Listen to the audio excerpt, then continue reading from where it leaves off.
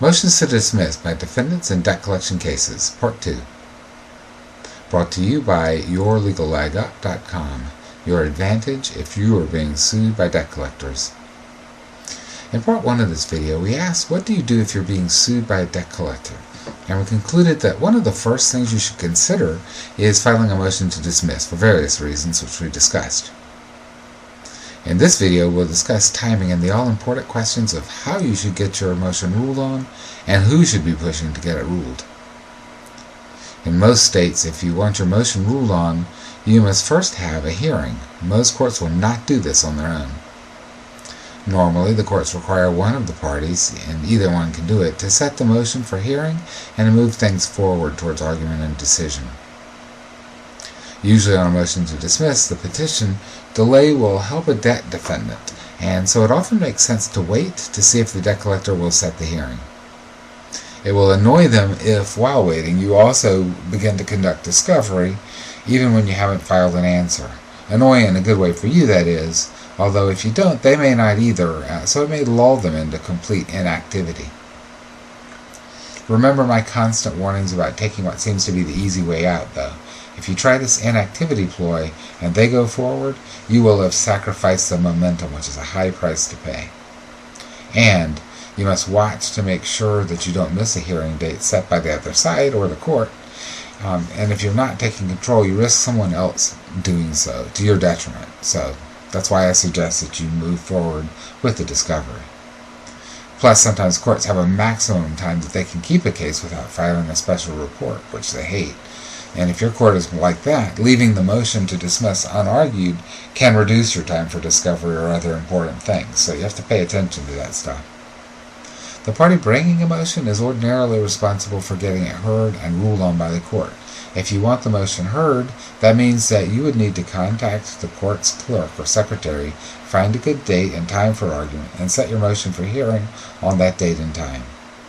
On a motion to vacate, for example, if you fail to set the motion for argument, it will probably sit for months without the court taking any action, and then the court might deny it without comment, with or without telling you.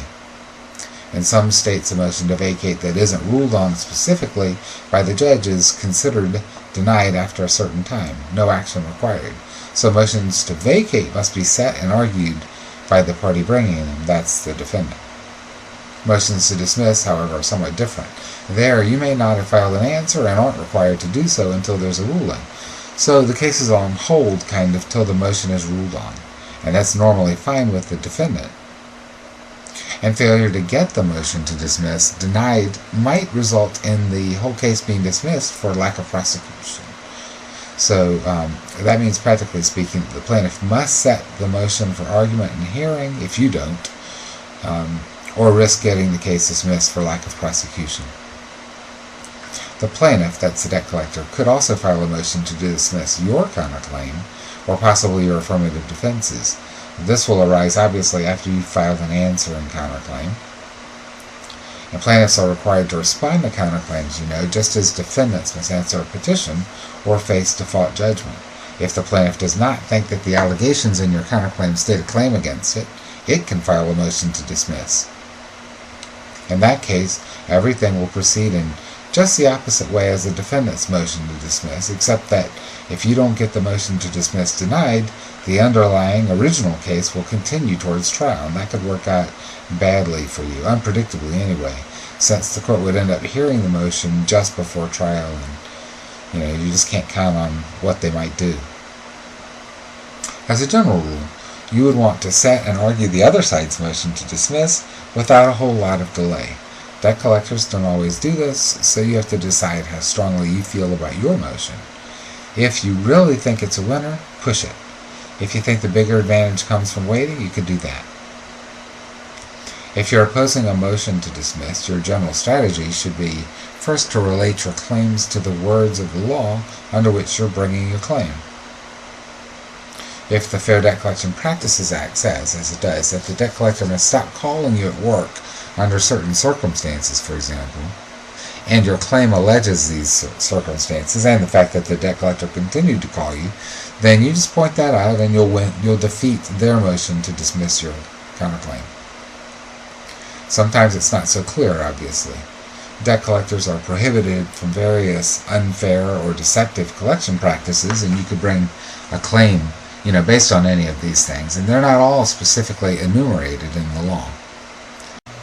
In that case, you'll want to find a case involving similar actions where courts have declared the practices illegal.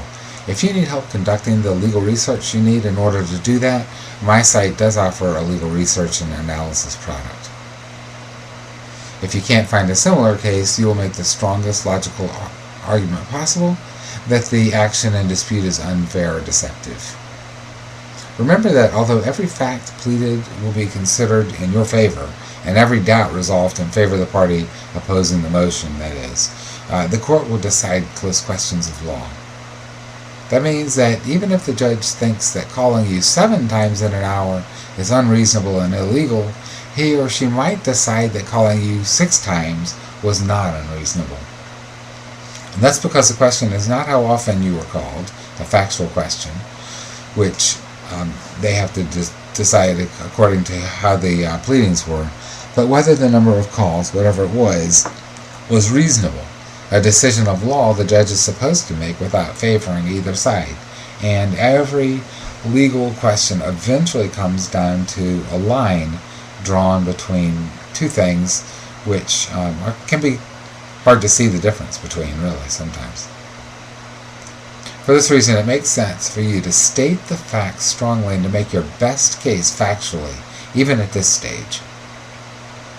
After you've crafted your response and figured out your strategy, the next thing will be the actual argument in court. For more on that, see my video, Arguing Motions in Court, linked in the notes to this video.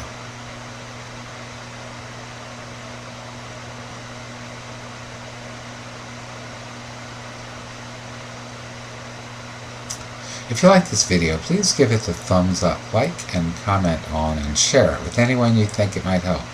That helps other people find the help they need, and I will try to respond to any comments or suggestions people may make here.